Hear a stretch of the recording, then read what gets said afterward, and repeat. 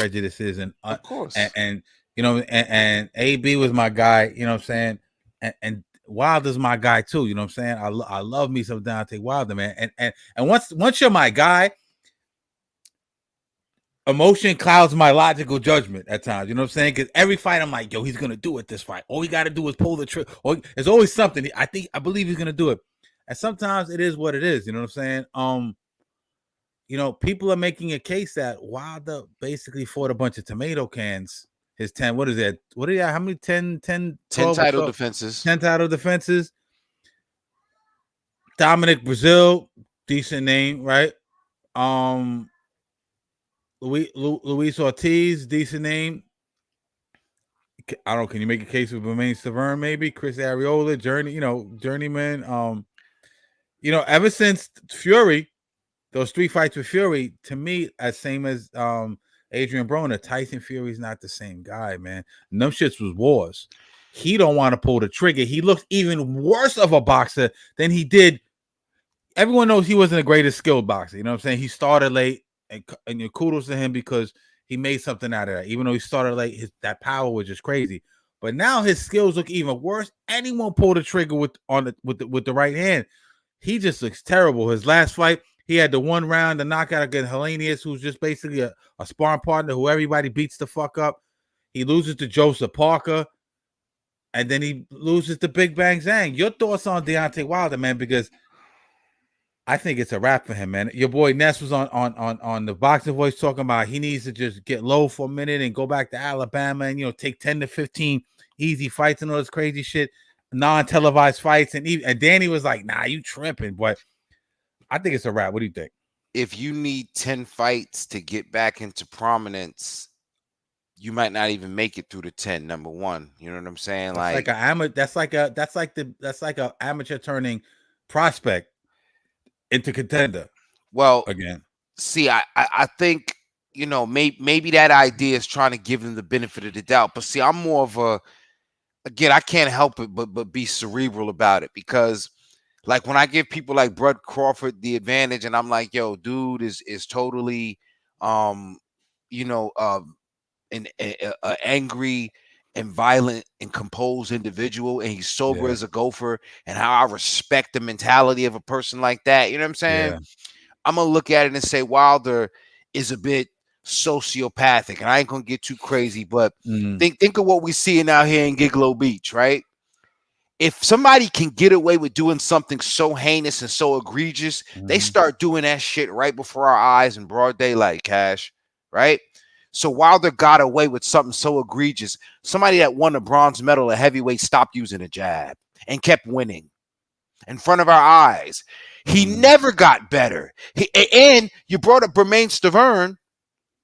That was when he started doing the basketball moves in the ring and got away with it. Gigolo Beach, the nigga had bodies all over the beach in front of our eyes, and nobody saw it. Cut you off. You want to hear something crazy? Talk to me. The Gigolo Beach dude live a quarter of a mile down the road from where I live.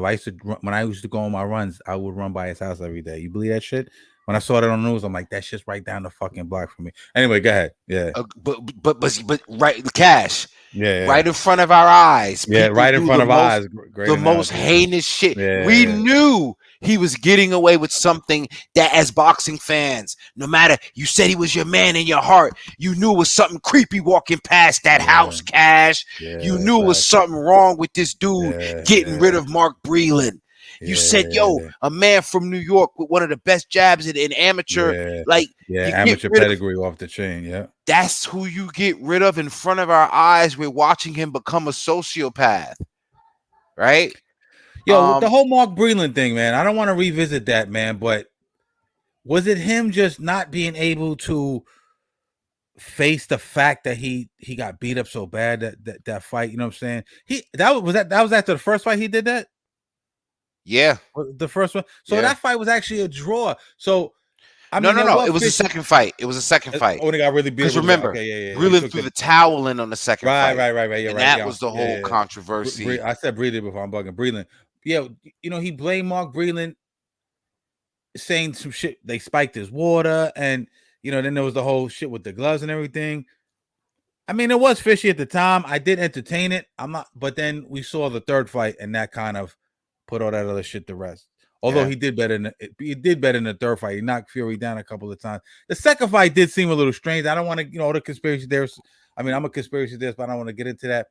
But like, do you think it was just his ego? Not to get too psychological, he just couldn't face the fact that he caught a whooping like that, or was Yes. it some real? Or what do you think, Tyson Fury? There was some funny shit behind that. I'm not gonna dismiss my own conspiracy theories because the only thing I don't believe in the water, I don't believe none of that shit, but the egg weights. I could see egg weights. I'm And just, his you know what I mean? gloves. Yeah, Yeah. I'm one of those kind of guys that sometimes, you know what I mean. I wear a hoodie because I'm Belichick style. If you ain't cheating, you ain't Yeah. trying. So I could Yeah. believe in the egg weights, and perhaps if not in the ring, but again, if people can get away with something, we seeing fighters pop dirty. You know what I'm saying? Like just the other day.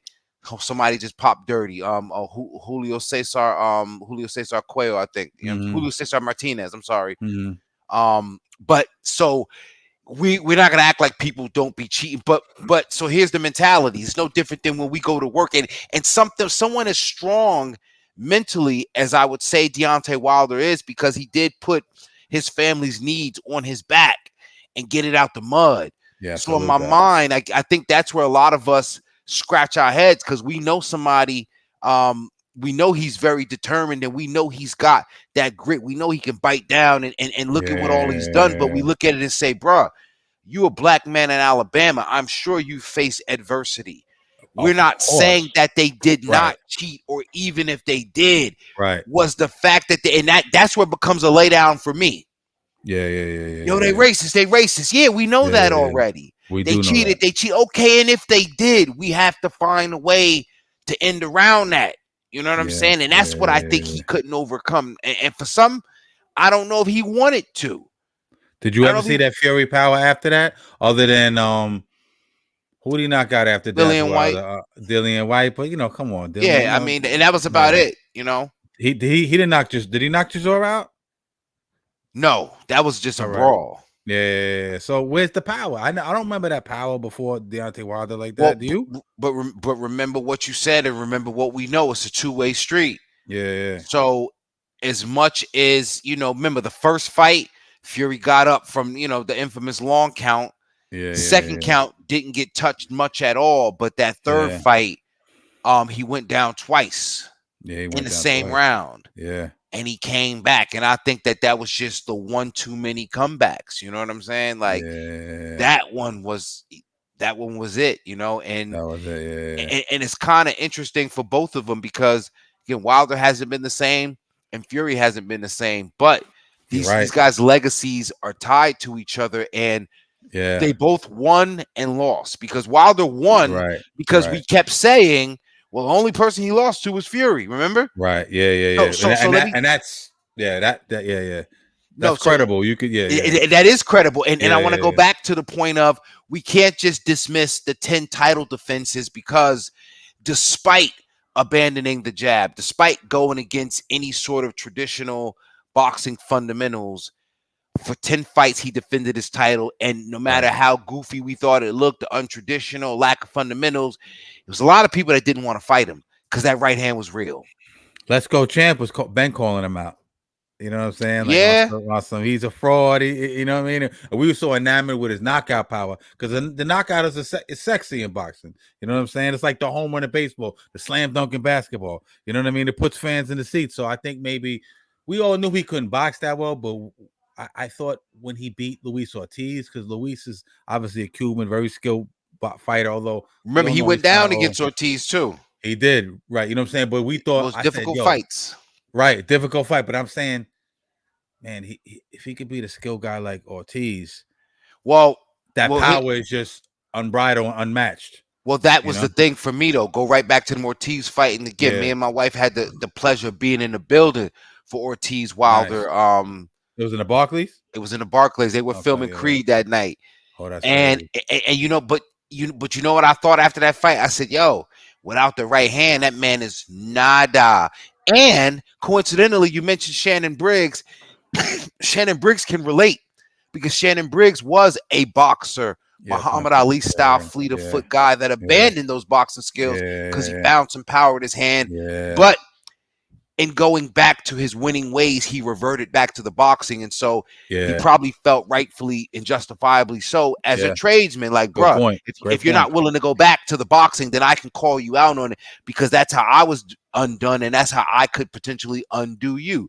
Yeah. So yeah, I mean, it was a valid call out, but at the time, you know, Wilder's flying too high. Now, I'm gonna say the same thing about him as I said about Broner. Right. I don't think that he could talk his way into another fight. I don't think there's another fight that we want or need to see him in. So the AJ fight is a wrap. They fucked that fight up. See, that's ducking gone wrong. Trying to, you Yeah. know what I'm saying? Ducking gone wrong, or marinating gone wrong, right? However you want to Let's phrase say it. marinating, because Yeah. ducking, look at it like this. The fight could have still happened, because the difference is, and we talk about mentality, right? I Mm-hmm. just gave all this praise to Terrence Crawford. Now I got to put some of that praise on Anthony Joshua, because despite his losses Right. to Andy Ruiz, right? Mm-hmm.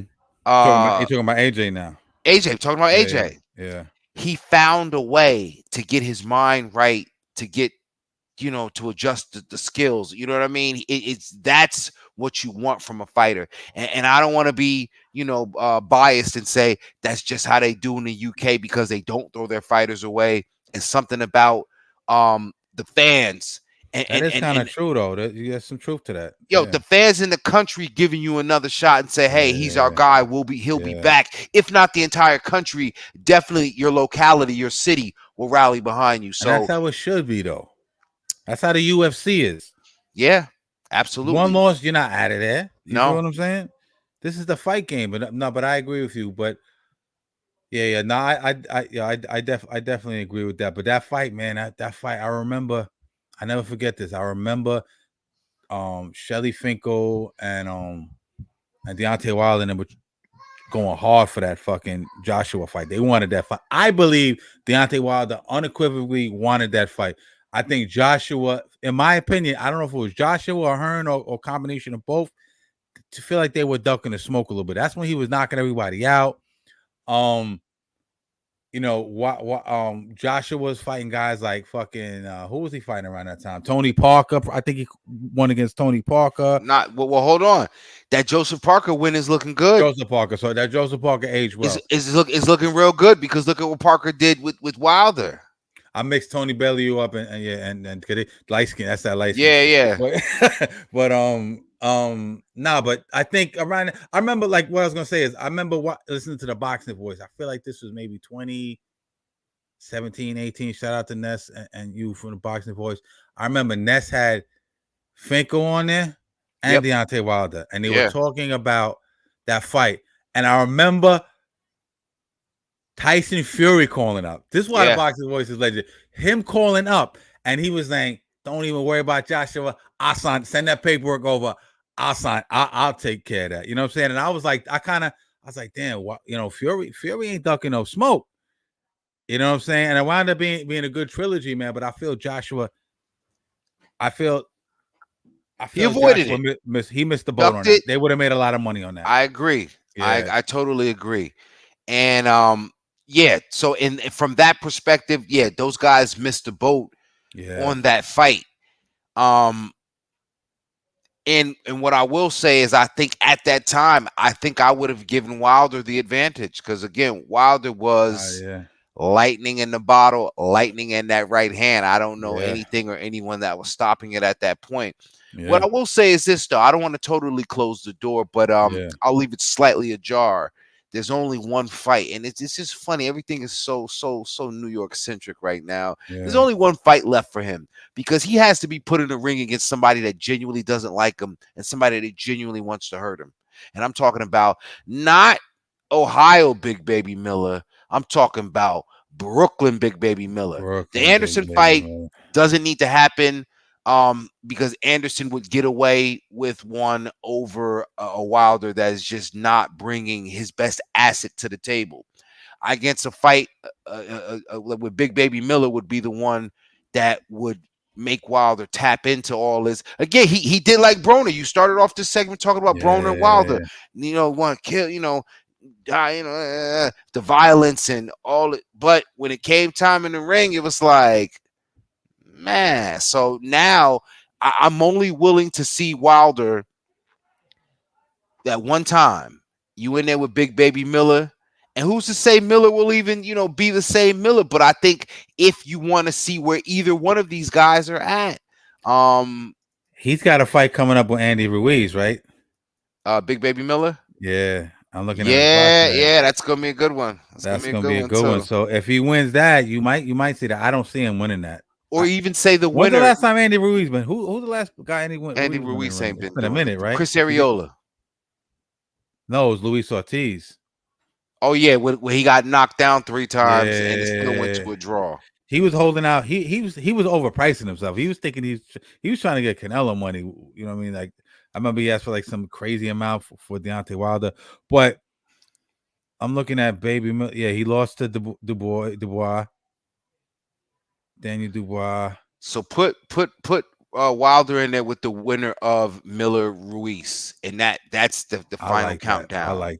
That's it. But all right, so look, let's say I like that. I like that a lot actually. And I think that fight sells. I think people want to give Wilder one more chance. It's like me just telling you, I'm always when you're my guy, I'm always like, well, this time he's gonna do it. If he just does this, if he just lets his hands go, if he just develops a jab, whatever the case may be, you always now let me ask you something. Is Malik Scott the problem with Wilder?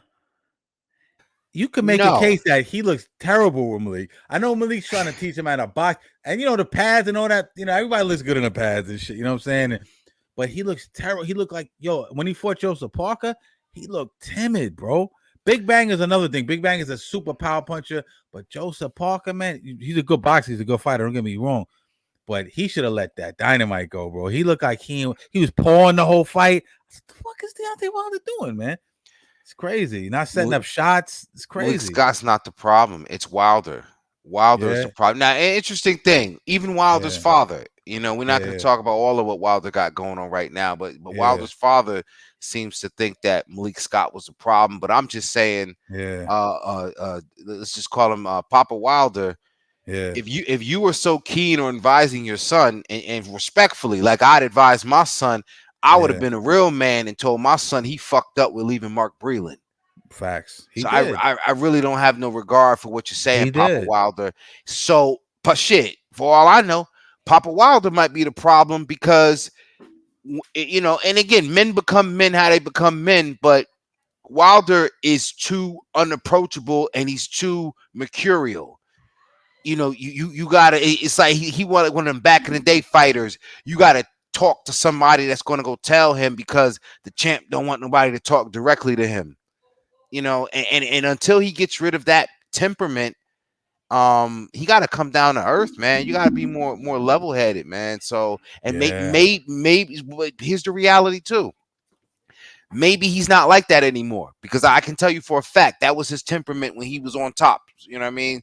You couldn't speak directly to the champ. You had to go. Somebody had to go talk and see how he felt. See if he felt like dealing with you, talking to you, interacting with you. Yeah. How Yeah. do you and that's just how do you take instruction? How do you get better? How do you grow? How do you take harsh criticism, constructive feedback? If that's how you moving as a man, as an adult. So no, Malik Scott ain't the problem. Matter of fact, Malik Scott, I wish I could have been Malik Scott. You know what I'm saying? Because if you want to, you know what I'm saying, I could stand around and Flavor Flav you and be your hype man, right? The funniest shit I see Malik Scott do. Remember he was spitting the water out with Wilder did the bodies. He spit the Yeah. water out. Yo, these motherfuckers acting. But I wish I Yeah. was there because I'm like, yo, if you want me to give you the truth, like I will, But I don't think Malik Scott. He might Um, not be the problem, but I think Wilder needs to switch up. I think he and needs to like who like you saw who will he when listen to? AJ went to Robert Garcia. I thought that was a terrible fit. Then he went to Derek James. I thought that was good. But then when he went back to Ben Ben Davidson, Johnson, Ben Davidson, excuse me, Ben Davidson, you saw it clicked. That's his original guy. Like you said, Mark Breland, go back to Mark Breland. You know what I'm saying? or One thing Wilder hasn't done, remember, Wilder was pretty arrogant. You talked about some of the parallels and some of the attributes, and Yeah. although Wilder maybe wasn't as arrogant, um, as far as like towards his opponents, he was arrogant because remember when heavyweights were telling him, "Hey, bro, you need to come see me." The George Foremans of the world, the Yeah. Mike Tysons of the world. How the Yeah. fuck you not gonna listen to a sit down and get Yeah. some game with Mike Tyson? Yeah. Like, Yeah. you know what I'm saying? Yeah. Like, no, buddy, no. So that's why I said, Before Mike was on his AB shit, Adrian Broner shit, his skills was official. I mean, Niggas remember the beatdowns he caught towards the end of his career, but I remember Mike dipping under you, hitting you with them body shots, coming up under you. It didn't. Niggas couldn't even work on the outside with Mike. That's how, you know what I mean. Mike had when Customato had him on that number system, it was official, man. and so what I think he would have gained from Mike is working Yeah, within your limits, because Mike was yeah, fighting giants yeah, and he needed the lateral movement, he needed the footwork, he needed to yeah. be able to The twist, TikTok turn, shit. hook, Yeah, all of that. And yeah, so I'm sure they all would have told him, first of all, like, yo, get your legs stronger, B. yeah.